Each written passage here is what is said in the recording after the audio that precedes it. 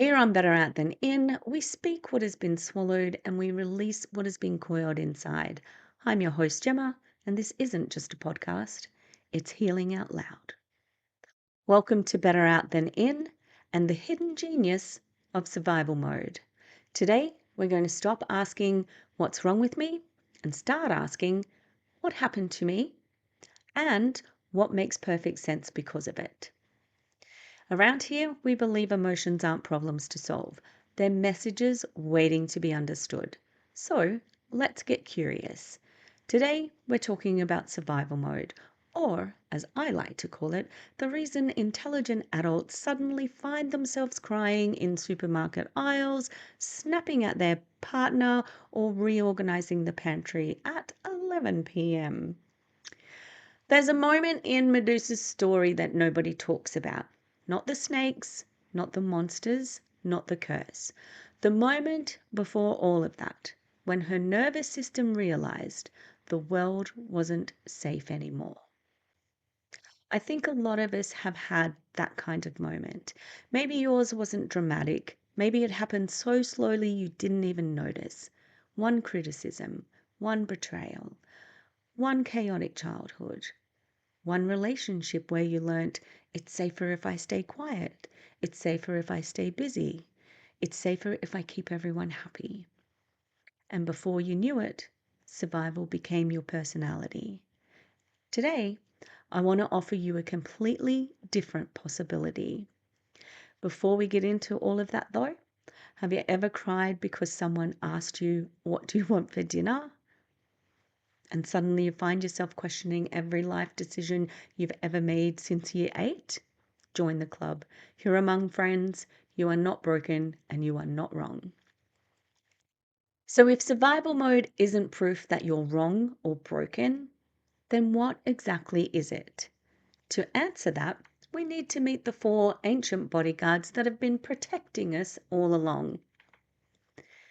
So imagine this. We're walking through the bush together. The sun's out. The birds are doing whatever birds do. You're thinking about what you're going to cook for dinner. Maybe you're mentally rewriting an awkward conversation you had 3 days ago because honestly, who among us hasn't won an imaginary argument in the shower? Everything feels normal, and then something moves. Your body reacts instantly, your heart races, your breath changes, your muscles tense. Your eyes are scanning the trees. You haven't consciously thought, is that dangerous? But your body has already answered. That's your nervous system. Now, if you're listening from overseas, let's just imagine it's a bear. If you're listening from here in Australia, we'll pretend it's a drop bear because we all know they terrify the tourists, right? By the way, your body doesn't stop and ask, "Excuse me," before we respond, "How are we feeling about this emotionally?" No, no, no. It just jumps into action immediately because your body has one job: to keep you alive, not happy, not productive, not emotionally regulated, alive. That's it. Which, when you think about it, is actually pretty incredible. So inside every one of us lives an ancient bodyguard, older than language, older than logic, older than every self-help book ever written. Its job isn't to make your life easy. Its job is to make sure that you get another tomorrow. And honestly, it's brilliant. The only problem is it's terrible at dates. It doesn't know that you're 45 or 32 or 19. It doesn't know you've left that relationship, graduated from that school, or moved out of that house, or that the person who used to make you feel unsafe is no longer standing in front of you. It simply remembers. And if something today feels even remotely similar to something that once hurt you, your bodyguard says, "I've seen this before, I've got this." The alarm goes off before you've even realized there was one. And here's the fascinating part. Most of us think We're making conscious decisions all day long. We're not. Researchers estimate that much of what we do happens automatically outside of conscious awareness. Our nervous system is constantly scanning our environment, asking one simple question: am I safe? Not am I happy? Not am I living my purpose? Not am I becoming my highest self? Just am I safe? If the answer is yes, wonderful. You can think clearly, connect with people, solve problems. You can laugh, create, dream. But if the answer is no, even if the danger isn't actually happening right now, your body prepares for survival, which is why someone not replying to your text can suddenly feel enormous. A slightly critical email can ruin your whole afternoon. Someone saying, "Can we talk later?" can send your imagination into a full Netflix drama with multiple plot twists and a tragic ending. And all the while, your bodyguard is standing there like, "Don't worry, I've already activated every emergency protocol we have." Bless its heart. It's trying so hard. The problem isn't your body. The problem is that your body is using yesterday's map to navigate today's world. Because here's the thing that nobody tells us. The nervous system doesn't just remember what happened. It remembers what it needed to do to survive. If speaking got you into trouble, it remembers staying quiet. If being perfect kept you safe, it remembers perfectionism. If making everyone else happy reduced conflict, it remembers people pleasing. If staying busy stopped you feeling, it remembers busyness. Your nervous system isn't collecting personality traits, it's collecting survival strategies. That's why I don't like asking what's wrong with me, because that question assumes we're defective. Instead, I want us to become like detectives. I want us to ask what makes perfect sense. Because once something makes sense, we stop fighting ourselves. Once we stop fighting ourselves, we can finally start healing. So here's the question that I want you to carry with you through this entire episode. Not what's wrong with me, but what is my nervous system trying so beautifully to protect? Because I have a feeling the answer might just change everything. You know what I find fascinating? Nobody wakes up one morning and thinks, "You know what? I reckon today I'll become a chronic overthinker." Nobody decides, "I'd really like to spend the next 20 years apologizing for things that weren't even my fault." Or, "My dream is to become emotionally unavailable every time someone gets too close." None of us choose these patterns. We learn them. And that's one of the most compassionate things you'll ever understand about yourself. Because every survival strategy started out as a solution, not a problem. Every single one. So let me introduce you to the 4 bodyguards your nervous system keeps on standby. They all have different personalities, different strengths, different ways of trying to keep you safe. And although they occasionally create absolute chaos, every one of them deserves a little gratitude because at some point they probably helped you survive. Fight. Fight gets a terrible reputation. People hear fight response and imagine someone screaming, throwing things, starting arguments on Facebook, and sometimes, yeah, it does look like that. But honestly, fight is often much sneakier. Fight can look like always needing to be right, correcting people, getting defensive when someone offers feedback, micromanaging, perfectionism, fixing everyone's problems before they've even asked for help. Fight isn't always loud. Sometimes it's incredibly polite. It just happens to be holding a clipboard. Fight says, "If I can stay in control, nothing can hurt us." But can you hear the love in that? Because underneath all that control is fear. Not weakness, not arrogance, fear. Fight is your bodyguard standing at the front door saying, "Nobody's getting in here." It's exhausting, but it's also incredibly loyal. Flight.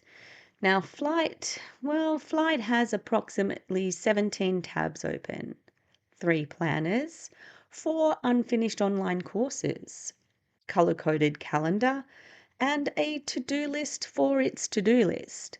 Flight is busy, very busy, because sitting still feels dangerous. Flight doesn't necessarily run away from people, it runs away from feelings. It says, if we just keep moving, nothing can catch us. Not grief, not shame, not loneliness, not disappointment. Have you ever found yourself cleaning the house instead of making a difficult phone call? Or organizing your spice rack instead of feeling your feelings? Perhaps you've found yourself researching holidays when you should have been writing that report. Congratulations, flight may have borrowed the steering wheel for a little bit. And let's be honest, sometimes it's incredibly productive. Society calls it ambition, dedication, being driven, but sometimes it's simply survival in a business suit. Freeze. Freeze breaks my heart just a little bit because freeze is probably the survival response that gets judged the most. People call it laziness, a lack of motivation, being unproductive. But freeze isn't lazy. Freeze is overwhelmed. Imagine your computer trying to run 100 programs all at once. Eventually, it stops. Not because it's broken, but because it's overloaded. That's freeze. Your nervous system has looked at the situation and quietly decided, we can't fight, we can't run, so let's just conserve every bit of energy we've got. Freeze looks like opening the laptop, staring at the laptop, closing the laptop, and then feeling guilty for the next 6 hours. It looks like brain fog, numbness, exhaustion, feeling stuck even though you desperately want to move. Freeze isn't giving up. It's pulling the emergency brake. And honestly, sometimes that brake saved your life. Fawn. Fawn, the bodyguard who desperately wants everyone to like us. Fawn learned something very early. It learned that connection equals safety. So it becomes incredibly good at reading the room, keeping the peace, smoothing things over, and making everybody comfortable. Except it forgot one person. You.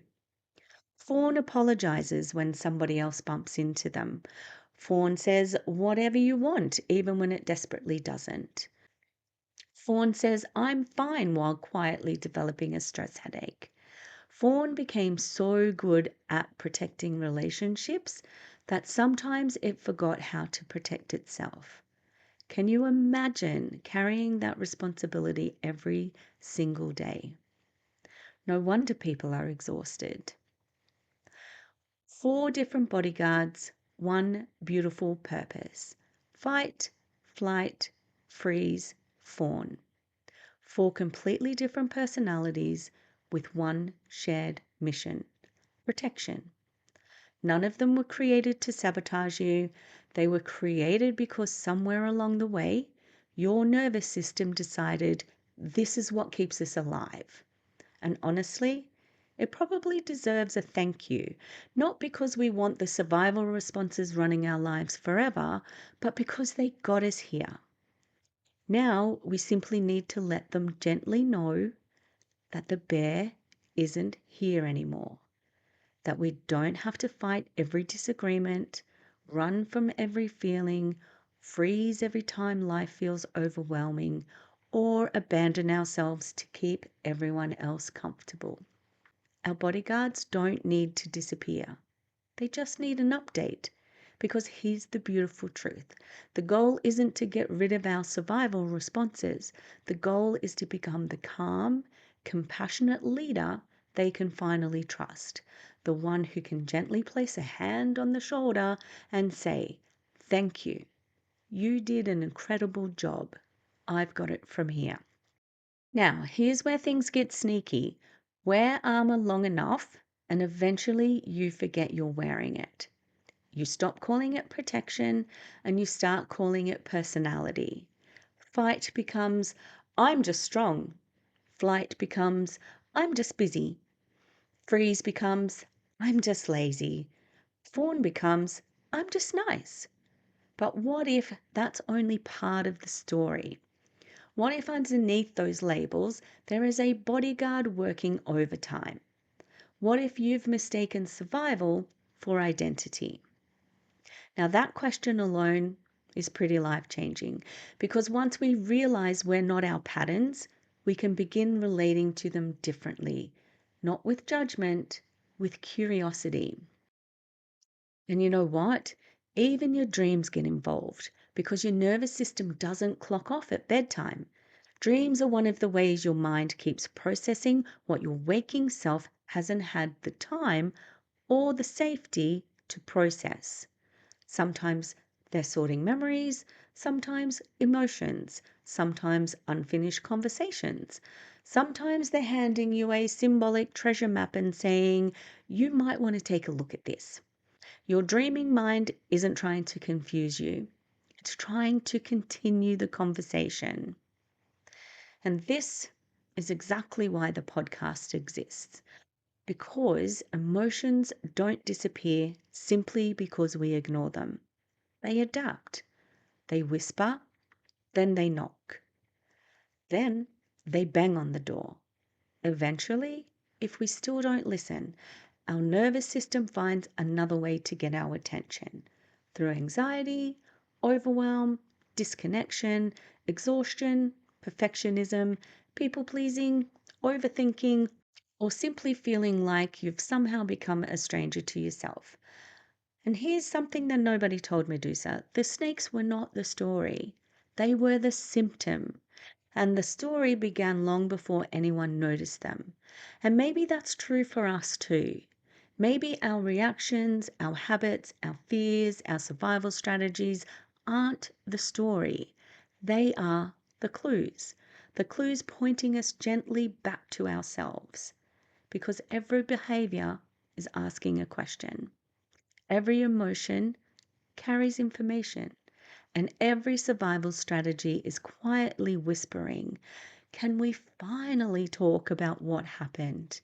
And I think we can. And I think that's where everything begins to change. I think that's probably one of my favorite moments in counseling.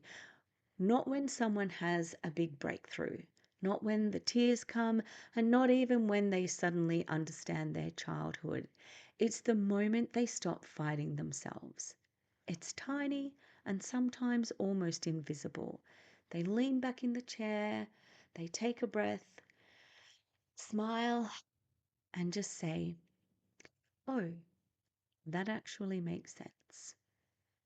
That little sentence changes everything because you can't hate yourself into healing, but you can understand yourself into change. And that's exactly where we're heading now. I think one of the biggest myths about healing is this idea that one day you'll never be triggered again. Wouldn't it be lovely? Someone cuts you off in traffic, your boss sends an email, can we have a quick chat tomorrow? Your teenager suddenly develops selective hearing, and you simply smile serenely into the distance and whisper, I choose peace. If that's you, please write a book. The rest of us would love a copy. Because healing doesn't mean life stops happening. Healing means your nervous system slowly learns that it doesn't have to fight every battle anymore. Your bodyguards, they don't retire, they simply stop treating every inconvenience like a 5 alarm emergency.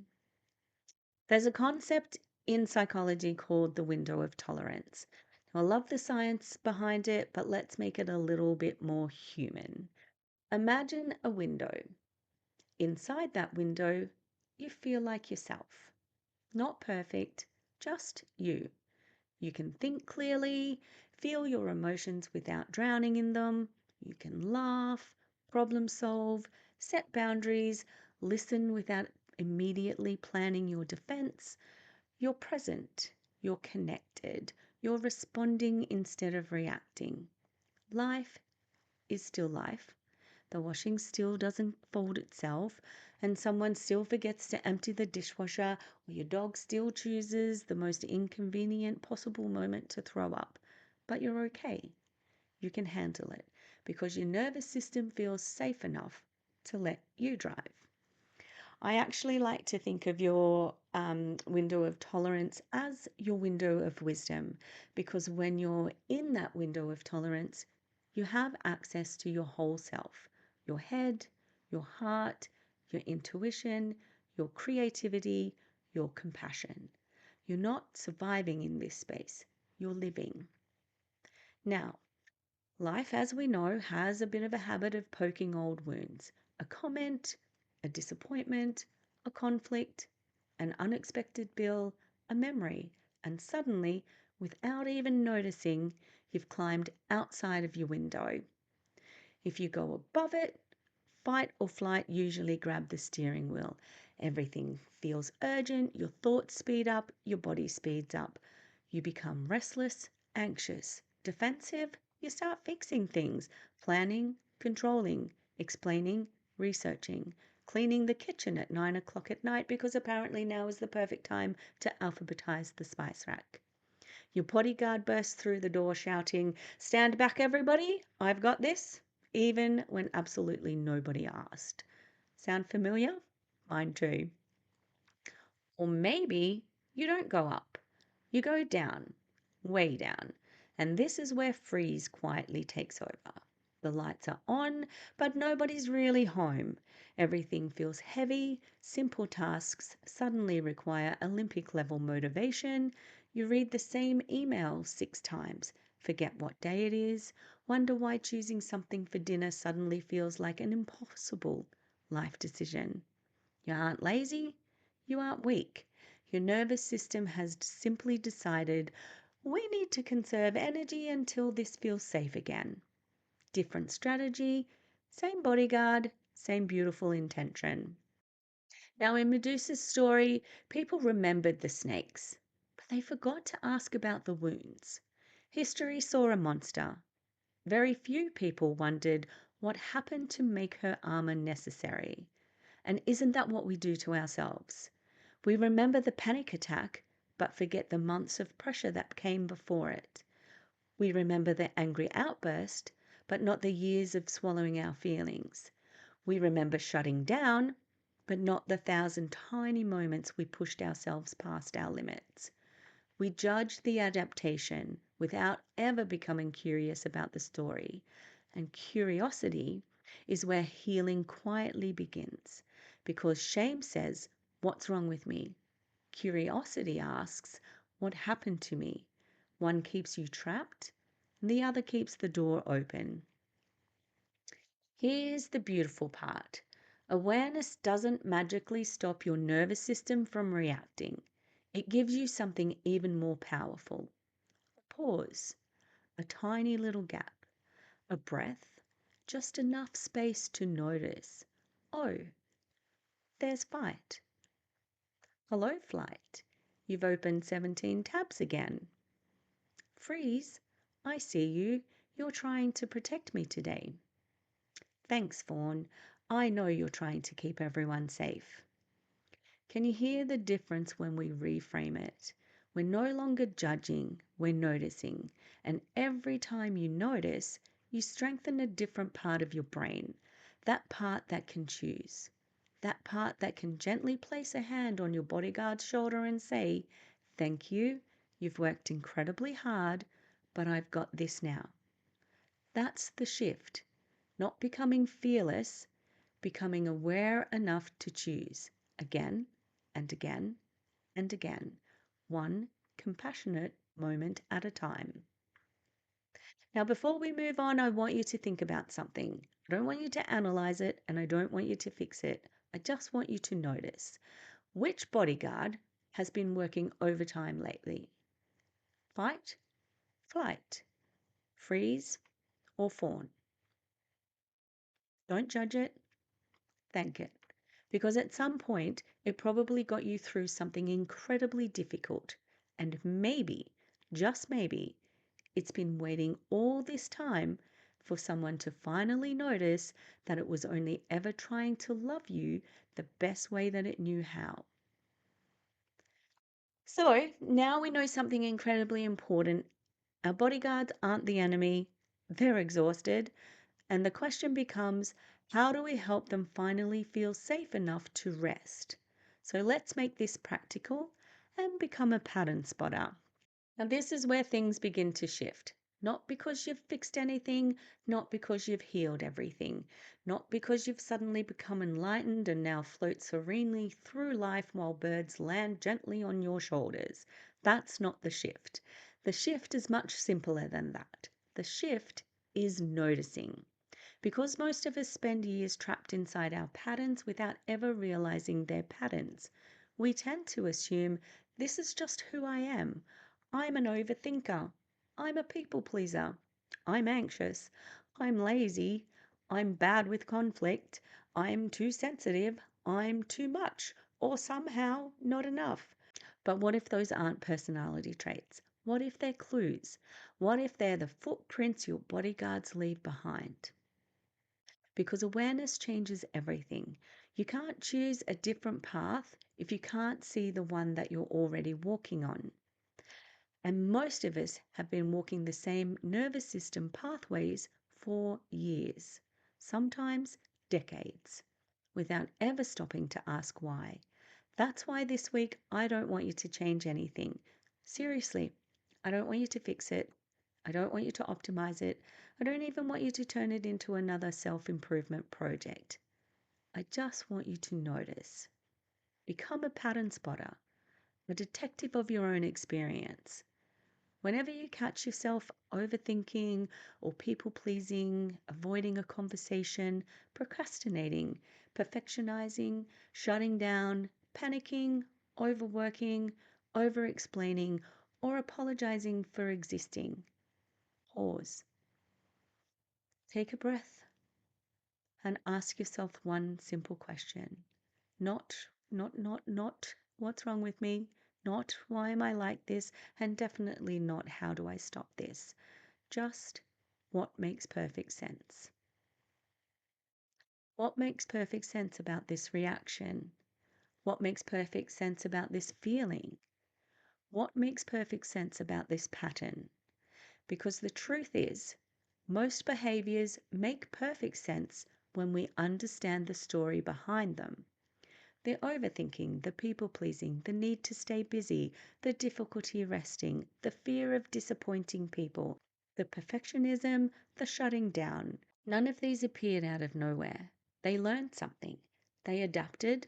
They protected. And the moment something makes sense, shame loses its grip because you stop standing across yourself like an enemy and you start sitting beside yourself like a friend. And that's the moment healing begins. Not when you have all the answers, not when the pattern disappears, but when curiosity becomes stronger than judgment. Because awareness creates choice, choice creates change, and change begins with noticing. This is why the podcast exists. Not because I think we should analyze ourselves endlessly, not because emotions deserve center stage every minute of every day, but because emotions that remain trapped inside of us eventually find a way out. Sometimes as anxiety, sometimes as perfectionism, sometimes as people pleasing, sometimes as anger, sometimes as exhaustion, sometimes through our dreams. Our bodies have extraordinary ways of continuing conversations we've been avoiding. And better out than in has never meant say everything. It means don't abandon yourself. Don't leave your emotions carrying the whole story alone. Become curious. Become compassionate. Become willing to listen. Because every time you do, you're teaching your nervous system something extraordinary. We're safe enough now to tell the truth. Before we finish today, I'd love to leave you with one question, not to answer immediately, just to carry with you for a little bit. Which of your bodyguards has been working the hardest lately, and what would it be like to thank it before asking it to rest? Maybe that's where your healing begins, not by becoming someone new, but by finally becoming a safe place for yourself. So the next time you feel yourself spiraling, freezing, people pleasing, snapping, avoiding, overthinking, or doom scrolling your way into another dimension, pause. Ask yourself, what am I feeling? What am I needing? What am I protecting? What does my nervous system believe is happening? What is actually happening? Because awareness creates choice, choice creates change, and that's the heart of Better Out Than In. Before we go, here's something nobody ever told Medusa. The truth doesn't become dangerous because it's spoken. It becomes liberating. Thank you for spending time with me. Until next time, may you find the courage to feel what needs feeling, speak what needs speaking, and release what no longer belongs inside of you. Because around here, it's always better out than in.